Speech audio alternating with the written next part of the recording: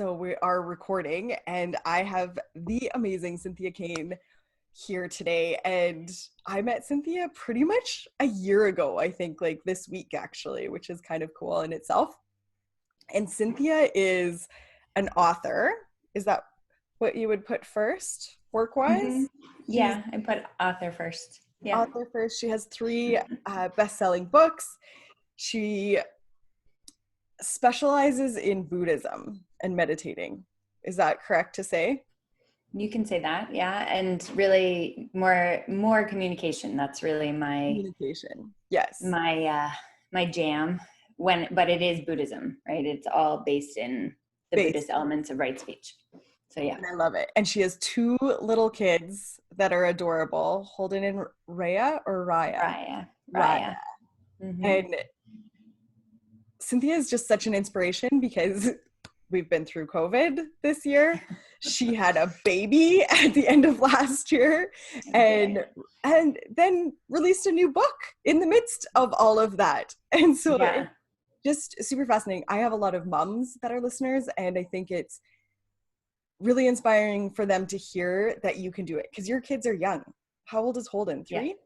So Holden will turn 3 on the 1st of August, and Raya she just turned 9 months. Yeah. So. And doing all of this at the same time while still like being a peaceful person. I feel like you're not like spinning off into craziness all over the place and not being able to keep track. And I think that's just important for people to hear in itself. But I want to hear where Cynthia started this. I know a little bit of your story, of course, from getting to know you over the last year, but what began this journey? Because I feel like you didn't grow up as a Buddhist. No. No. This all for me came about really unexpectedly. It was not something I really planned for at all or ever thought about until I had to. So for me, it was, I had been with my first love for about 7.5 years.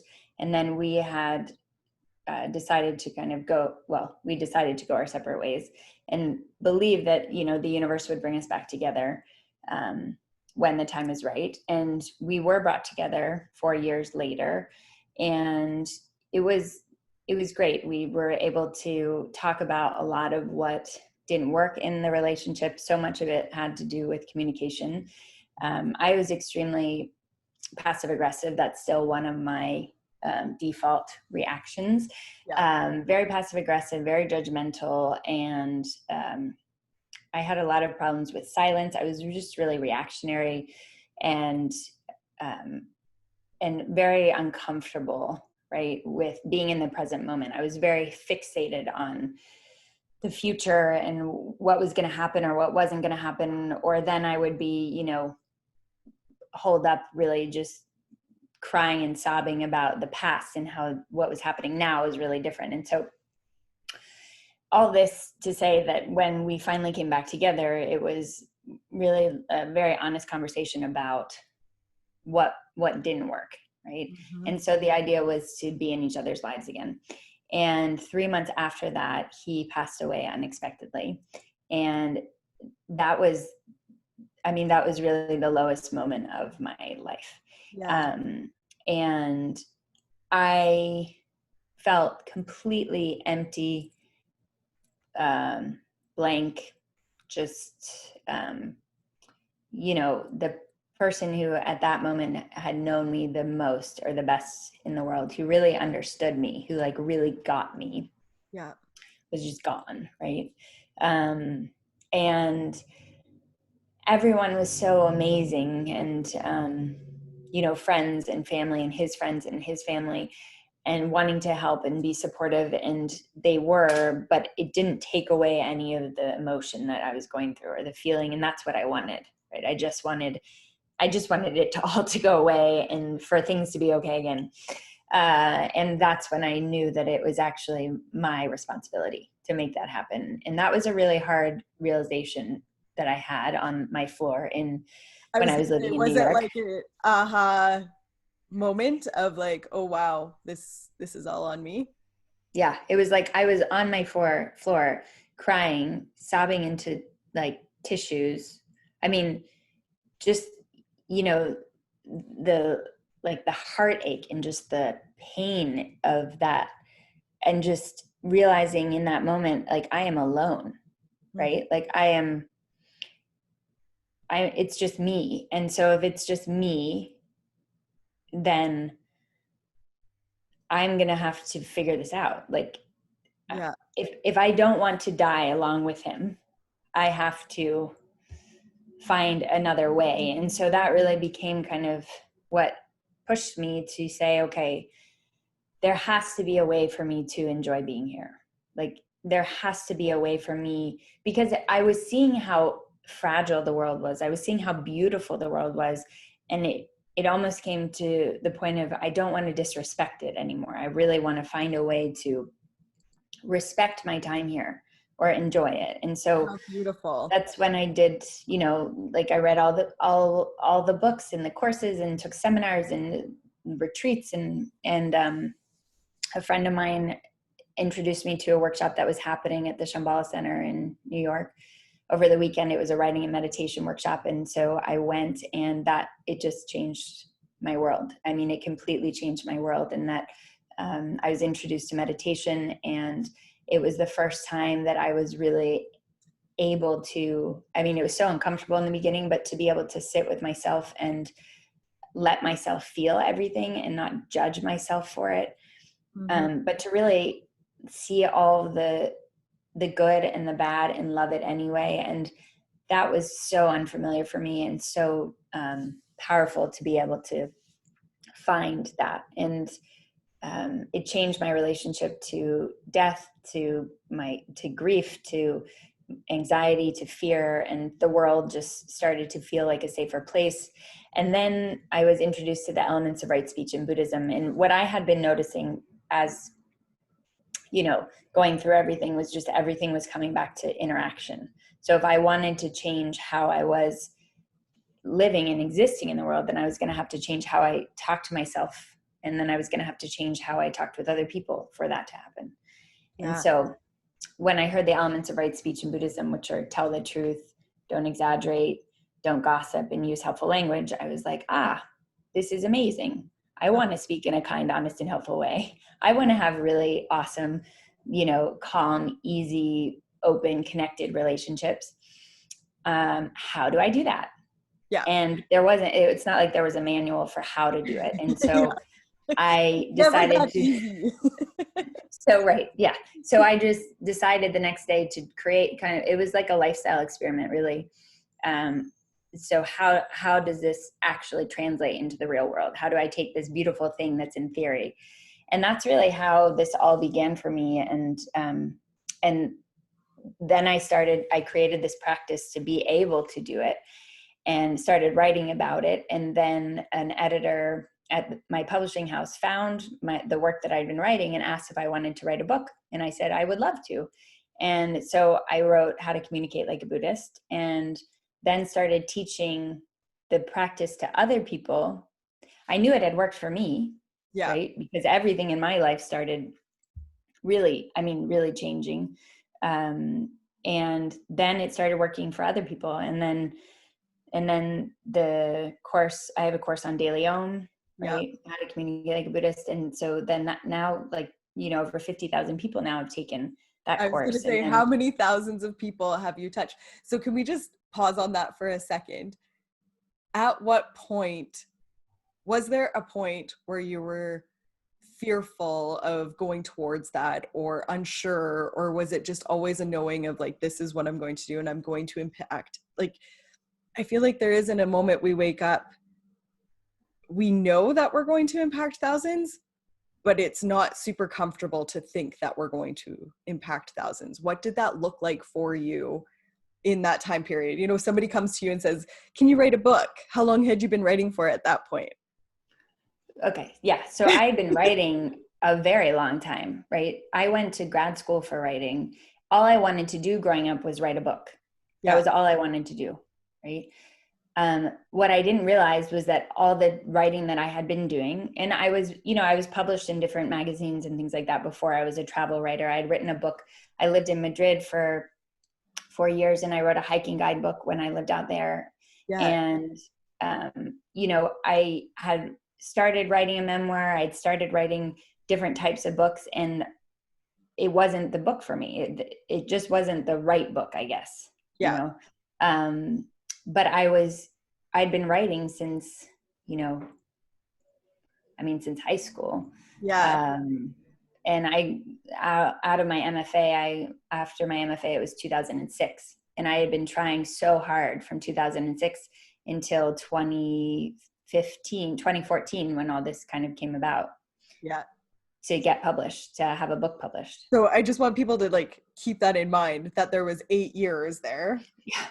Of it wasn't like, oh, I went to the seminar and now I have this published book and everything was just perfect. I'd like people to be able to see that there's some time lapse in there where you probably obviously grew through a lot of experiences in your life and just kept following that path that you wanted to be on. Mm-hmm. I kept getting rejected and rejected and rejected, right? Mm-hmm. And that rejection, that sits with you. Yeah. It also, to me, something I think I had no problem just putting stuff out there. Yeah. And so there was no, I think because when I would put stuff out there, it was just with the knowing that either it was going to work or it wasn't going to work, right? All they can do is say no. And then it's like, okay, well, if they say no, then I just move on to hopefully finding, the right address. Yeah. Right. For the package to get there, basically. Yes. I love that. And so you wrote your first book and then the course came out? Yeah. So I wrote How to Communicate Like a Buddhist, and then the course came out. So the funny thing about the DailyOM course is that this was also in 2015, around there. Mm-hmm. And I didn't know much about, the online world, or I was just kind of dabbling in it to see what it was really about. And I had started doing one-to-one. So originally the How to Communicate Like a Buddhist course was a one-to-one that I had just put on my website for basically people who had read the book and then maybe came and were interested. And then DailyOM, I got connected with DailyOM and I thought, okay, I'll just put this course on there. Mm-hmm. And I didn't think about impacting thousands of people. I didn't. You're so humble. I love that so much about you, but you have impacted 50,000 plus people, because that's not even including your books. That's just a tangible that we can track from DailyOM. That is just the most amazing thing that somebody can accomplish in their life, of helping people communicate in their life, get still with themselves, love themselves more. Yeah. And like the scale that you have done that in, it's just so amazing, so inspiring. Thank you. And so, it's really hard. It's hard to wrap my head around, I bet. And so then you wrote a second book. When did you meet your husband? So I met Brian in 2011. Mm-hmm. No, 2012. No, wait. 2011. And was that just, you knew and you were 100% knew. Yeah. Like I had been doing so much of my own practice, right, with my communication, that when I had known that I was really ready to actually share my life with someone else. And that I was really open to it, not losing myself in a relationship, but really being able to be myself in the relationship, and knowing for the first time that I had value, right? That I had something to offer someone else as my own independent being. Yes. And so when we first met, I mean, for me, we met at a wedding, and we just, I mean, I don't remember laughing that much, like ever. And we just really hit it off. And I remember being on the plane back when I was living in New York. The wedding was in St. Louis. And I turned to my friend and I was like, I think I just met the guy that I'm going to marry. Is that weird? And she was like, no.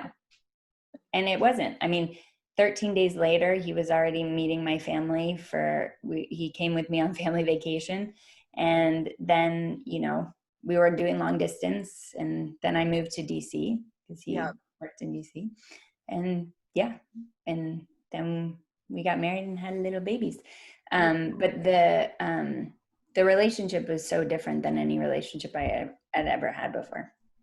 And I think the way you said I could still be me and I was bringing value to the relationship, I think that's so important for people, in that I try to explain that about my husband too, is that we're side by side.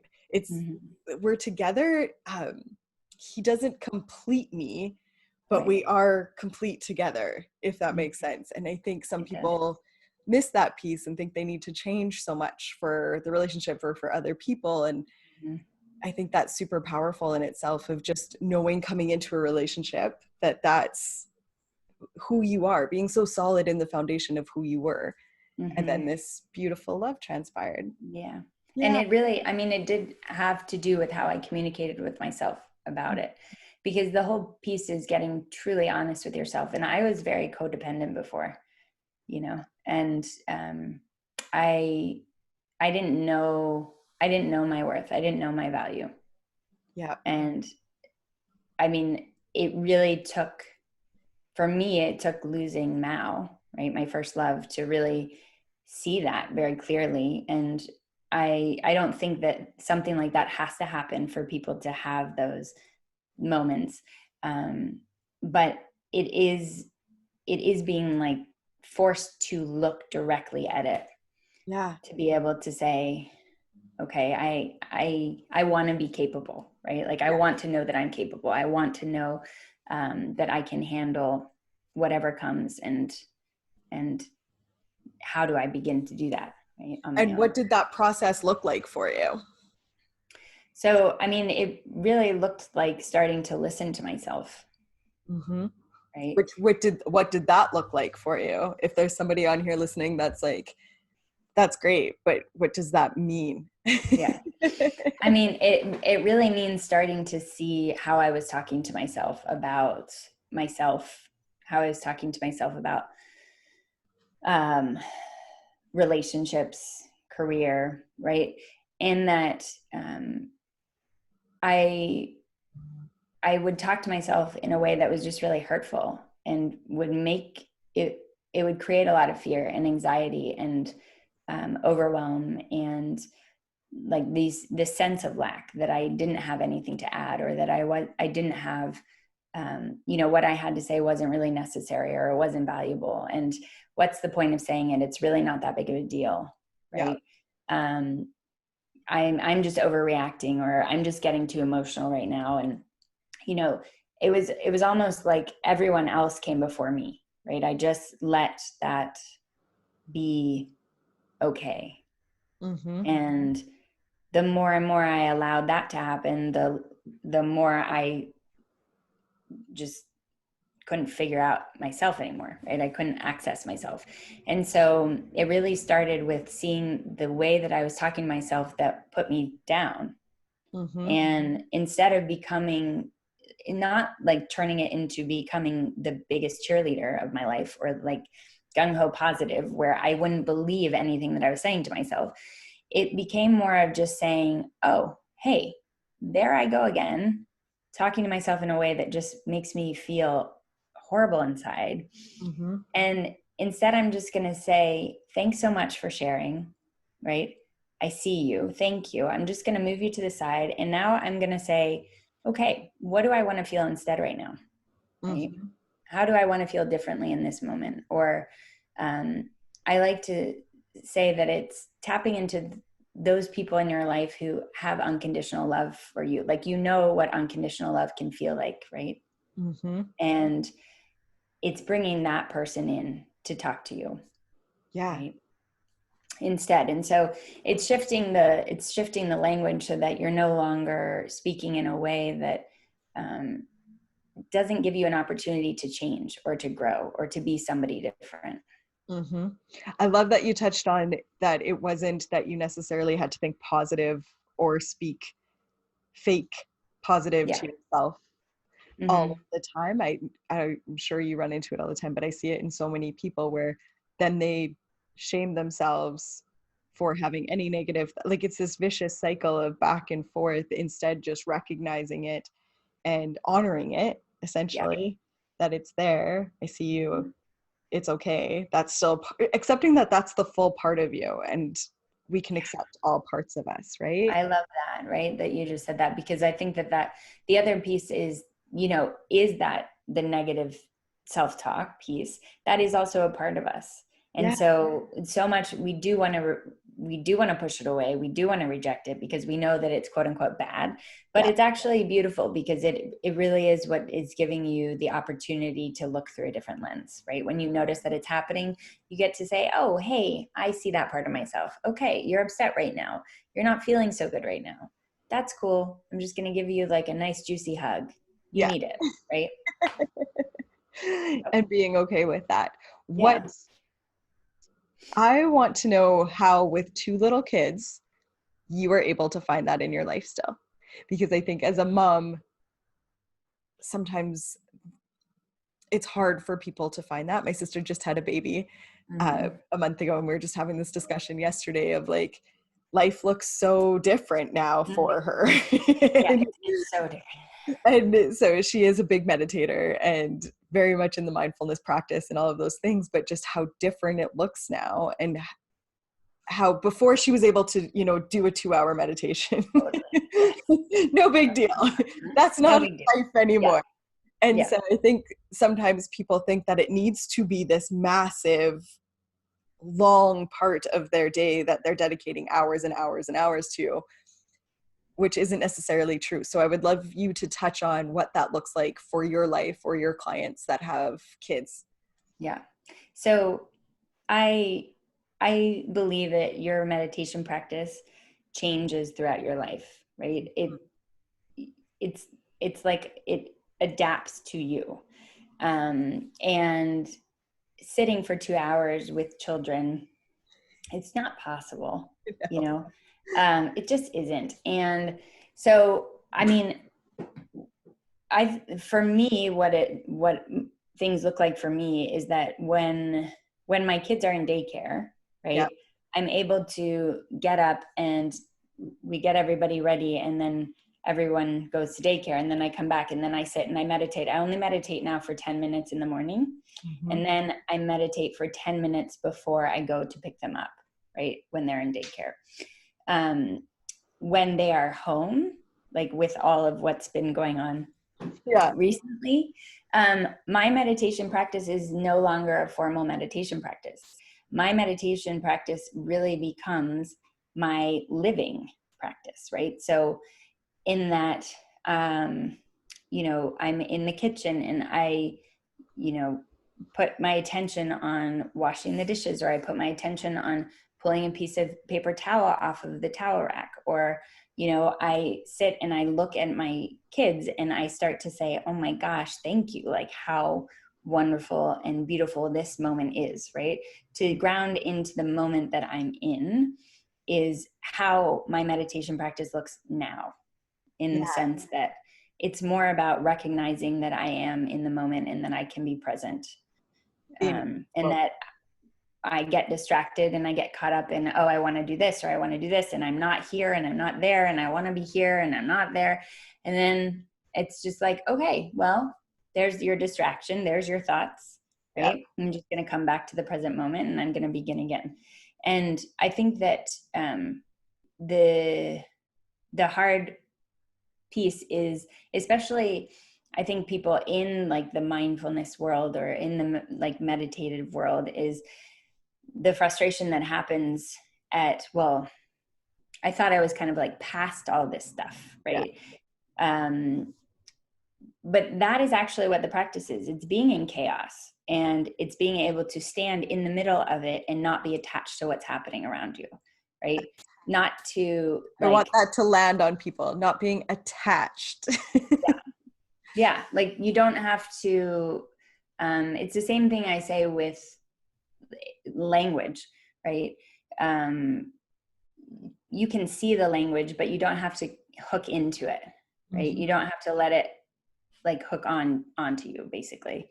But that's really what the practice is. It's just noticing that you're too far forward, that you're too engaged, that you're too stuck to something, and then you just loosen your grip and you stand in the middle of it, and you just notice, wow, I'm feeling super frustrated right now. Wow, I have so much overwhelm. Wow, I'm really sad right now. Wow, I'm really excited right now, right? It's all of that.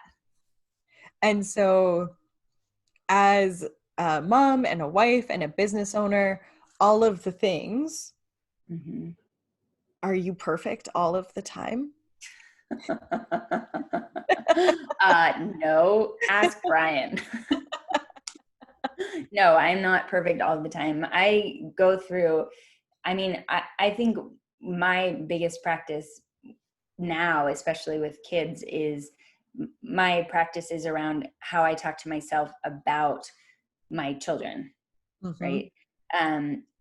Even if it's something as simple as, Holden's upstairs and he's, we've been having this thing each night where he wants us to come in and put the blanket over him. And then you put the blanket over him, and then he takes the blanket and then he puts it back at the end of the crib. And then he's like, mommy, mommy, daddy, daddy, right? And it's like every time we go up there and he's like, my blanket. And we know he can go and pick up the blanket and bring it back, right? But so last night we decided, okay, no more blanket. We're just not even going to give him a blanket. Yeah. And in my mind, I'm like, am I a horrible mom because I'm not giving my son a blanket? And do I feel guilty? So for me, I have my practice really right now is really around how to lessen my own suffering around the feeling of, being let's say a bad mom, right? Mm-hmm. So how do I talk to myself about being a mother? How do I talk to myself about parenthood? How do I talk to myself about, in these moments, this is my practice. So that's what I'm working on. I mean, we're all working on something, right? Yes. Well, I shouldn't say working on it, because I really do think that it's, I want to work, but it's not a negative connotation of work. Like sometimes people will be like, I'm working on myself, I'm healing myself, and how it has this negative connotation. And so, yes, maybe work isn't the perfect word for it, but it's a practice. It is. It's a practice. Yeah. I really want to enjoy being a mom. I really want to enjoy like my relationship with my kids and my relationship with Brian. And so for me, it's really being able to see how I sabotage that and how I can shift that for myself, right? Yeah. Without it becoming something that I judge myself on. And that's the practice. Yes, that's the key right there. Was there ever a time after you had Holden, or maybe when second baby came, I don't know, that you felt guilty about sending them to daycare? I find this so much with friends and clients and all of that. And so I'd love to just touch on that is a normal feeling for everybody to go through. It is a normal feeling. And I think a lot about the guilt piece of it, right? Because then and the way I kind of work myself around it is I know that for me personally, I would not be able to love being a mom without really living what I'm passionate about, right? Yes. And if I turned this part of me off, I would be gone, Yeah. right? And I don't want to do that for me, because if I do that for me, then I am not able to show up with Brian the way I want to. I'm not able to show up with Holden or Raya the way I want to. And it's not it doesn't feel good, right? And so in those moments where I feel guilty, I allow myself to feel that way, and I verbalize it, and I feel the emotion of it, and I understand it, right? It's a real feeling, and I'm not going to pretend that it's okay or it's not okay. It just is, right? And it's there. And then I can say, okay, it's there. And I also am able to be there with them when I like fully be there with Fully them. be there. Right. And I wouldn't be able to do that if I, I wasn't having them go to daycare when I'm Yes. working. I went through all I ever wanted to do when I was little was be a stay-at-home mom. I wanted Mm-hmm. to so badly. And then with my second, that happened. And it took a few months for me to realize what was going on, but it was like, I don't enjoy this. And this is what I've always wanted. And then the guilt that came with, Yeah. I don't enjoy being with my kids all of the time. I have other passions that I want to pursue. And that was a big thing to work through. And it's not Well, and to recognize. yes. That takes a lot of courage, right? To be able to admit that and to Yeah. say, Yeah, because it felt like I was not loving them to yeah. their full little selves, and that wasn't the case at all. Mm-hmm. And I think with some women there is a hard time with that, because I think too we also have this piece of us of society that it's like this mom that works like 60 70 hours a week, and it's either full-blown career mom or it's full-blown stay-at-home hands-on mom, and there's an in-between there that is a Yeah, really really. happy in-between. It's not Yeah. all or nothing. Yeah. Yeah, it's true. It's definitely not, it doesn't have to be an all or nothing. No. But it's real. That feeling is really real. I mean, and it's so subtle. It can be so subtle too. Like I have wonderful friends of ours. She just started posting on Instagram like the activities that she does with her kids, and I'm like, oh my gosh, these are so amazing, and they're so cute, and everything is so pretty and crafted so well. And I'm like, gosh, I could be doing this stuff with Yeah. Holden. And I'm like, okay, I'm gonna do this. And then I'm like, Cynthia, this is not your zone of genius. This is not for you. Yes. And that's okay. Yes. And that's okay. But it is hard because I'm like, gosh, are her kids getting a better experience than my kids Childhood. are?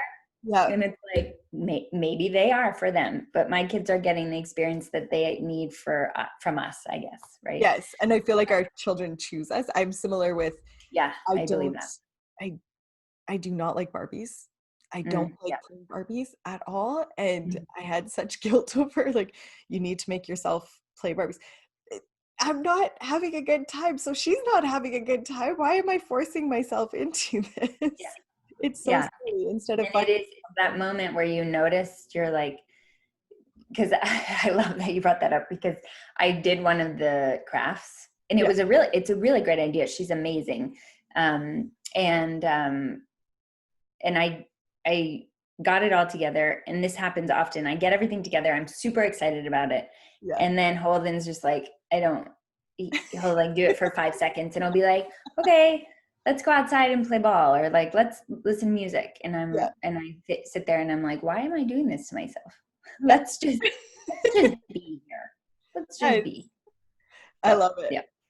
What would be the practice that you will, and you probably already do some sort of practice with your children, what will you instill in them? What is the most important thing as they're little for you to teach them that you feel from what you do with community?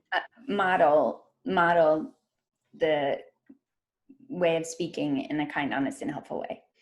Mm-hmm. Model the way that I handle emotion, right? That when I am frustrated, I know the practice of working through that frustration, as opposed to it coming out in in a default reaction, becoming passive aggressive or shutting down and walking away, right? Mm-hmm. I know how to handle it in the moment and declare it in the moment, so that Holden now, he'll he'll be like, "Are you frustrated, mommy?" And I'm like, "Yeah, I'm frustrated." Yeah. And I'll be like, "Okay, I'm just gonna take some deep breaths." And I'll be like, "What are you doing?" He's like, "I'm just breathing," right? And so Ah! it really is, for me, it's about modeling that type of behavior, the way that I interact with Brian too. Mm-hmm. And I I think it's just really important to show emotion and show how any emotion is okay to have, and how to work through like anger or frustration or overwhelm, and not pretend that it doesn't exist, but really, not invite it in, but when it's there, give space to it. And that to me is really important to share. I He is not ready yet truly to like sit for a meditative practice. Yeah. We do, like, we've done little meditations together, or I'll do some mindfulness exercises, like writing letters on his back and having him guess like what letter it is. Or Yeah. when we go outside and I just make sure that I talk about, do you hear the birds? Do you see the wind in the trees? Yeah. um with kids, the amazing thing is that they are already so attuned to that. They And are. We shut it down within them. I yeah. feel Mhm. unintentionally, Yeah. but I do feel I noticed that with my 5-year-old because I've watched myself change as a mom. My oldest is almost 13, and I'm a very different person than I was 13 years ago, right? And to see the little things that he does notice, that when we do go for a walk, or we are in the backyard and we notice everything in the sky, and we're noticing all of these things, and he brings attention to it for me even, and I love that he has that within himself already. Yeah. And I do think I really want everybody to hear from you, from everybody, from the world, that it is okay to show our kids emotion. It's actually like really important for them to see, because I think we do tap it down and pretend it's not there, and then how did they learn to muddle through those emotions themselves if we just pretend they aren't emotions that we have? And also, to that point too, also the joy and the happiness is so important to share, right? It's not just the sadness or the frustration too. It's also the moments where you're excited. And I have this thing where, for me, dancing, as you know, is very important to me. And I music, movement, it just lights me up. Yeah. And so I it without that, I don't feel awake in the world, right? And so sometimes Holden will be like, "No, mommy, I don't want that song." Yeah. And it's really important to me to be able to say, "I understand you don't like this song, but mommy really likes this song, and it feels really good for mommy, and I get like really excited to dance." And so Yeah. I do it anyway. It's those things as well that I really want to model too, Yes. because I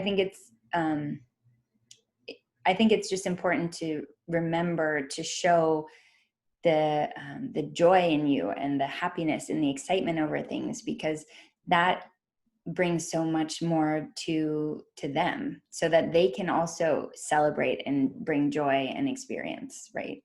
I love it.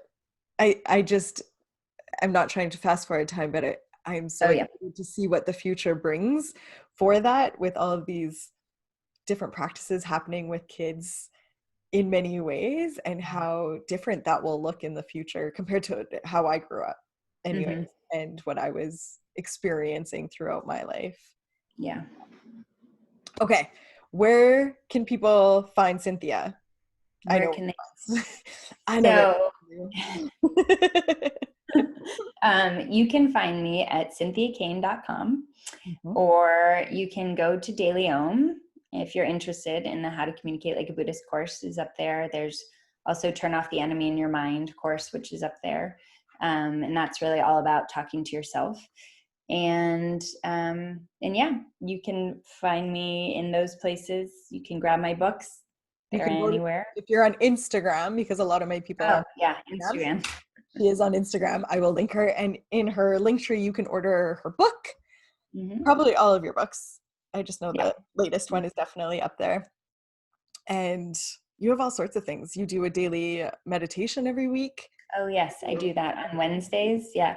On Yep. Wednesday mornings at 9 a.m. in a Facebook group called How to Meditate Like a Buddhist. You can just join it, and then Wednesdays, I go live in there.